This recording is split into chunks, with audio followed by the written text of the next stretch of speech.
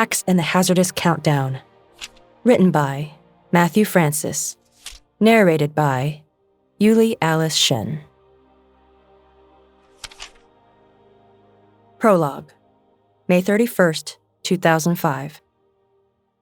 Ava Harlow burst into the office and found her boss, neck snapped, on the dirty floor, cold and dead. Terror was still plastered on Stephen Rock's lifeless face. Justin, the corpse's brother and business partner, whimpered with paranoid shock in the corner. "Where is it?"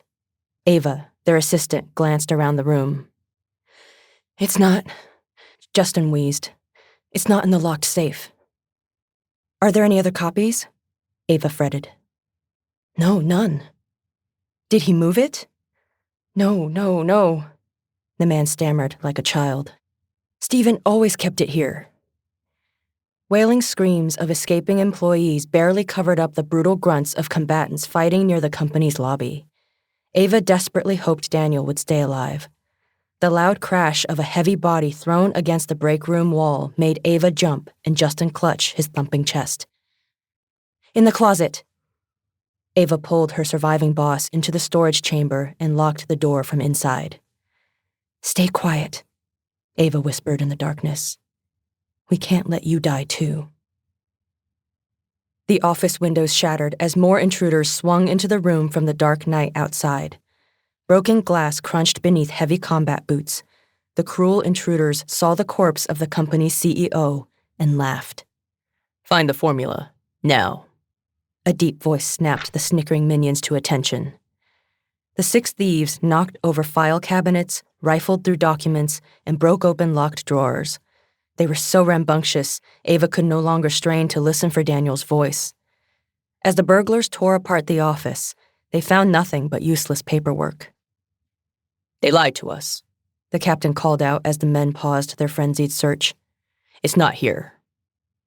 One of the crooks fiddled with the doorknob of the locked closet where Ava and her boss were hiding. Justin struggled to muffle his fearful breaths. Ava knew they were losing options. "This door is jammed," the brute told the others. "It could be in here. Help me break off the knob." Ava huffed as Justin squeaked in fear behind her. Rules be damned. If she didn't act now, those killers would ruin everything. She had no choice. "Mr. Rock," Ava whispered as she turned around. "I'm so sorry." "Huh?" Justin Rock mumbled in scared confusion. Ava placed her thumb on her boss's forehead. The frightened man immediately fell into a mystic trance and his eyes glowed a cloudy white. Ava wiped her thumb across his skin from left to right. Her boss crumbled to the floor, lying motionless next to dusty shoes and cardboard boxes. Ava cursed silently. Where was Jerome? Where was Daryl? The terrifying men pounded on the closet's handle with a hefty metal object.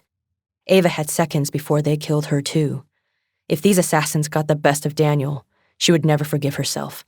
She couldn't fail. Not now. Ava kicked open the closet door so forcefully that it broke off its hinges and slammed against her attackers. They were blown back like debris and fell near the corpse they mocked. Stepping into the light of the ransacked office, Ava looked over the minions and stared down the thieves' menacing leader. "Who do you work for?" Ava demanded as she squared her shoulders and lifted her chin. The men on the ground all turned to look up at the short, brown, slender secretary in surprise. They scoffed as they rose to their feet. "Out of the way, sweetheart. We just need the formula," the militant captain ordered without a second thought. "Leave now, before you get hurt." "I'm not going anywhere," Ava objected, raising her voice. "Who are you and who do you work for? Don't make me ask again." "Your primitive mind couldn't grasp it," the captain snarled. "I doubt that, old man," Ava retorted in contempt. Ava reached under the back of her shirt with both hands and unsheathed 2 graphite-colored dowels. She slammed her 2 fists together, interlocking both ends to form a single staff over 5 feet long. Ava was so fueled with purpose, she and her moldable staff began to radiate a wistful aura of emerald green.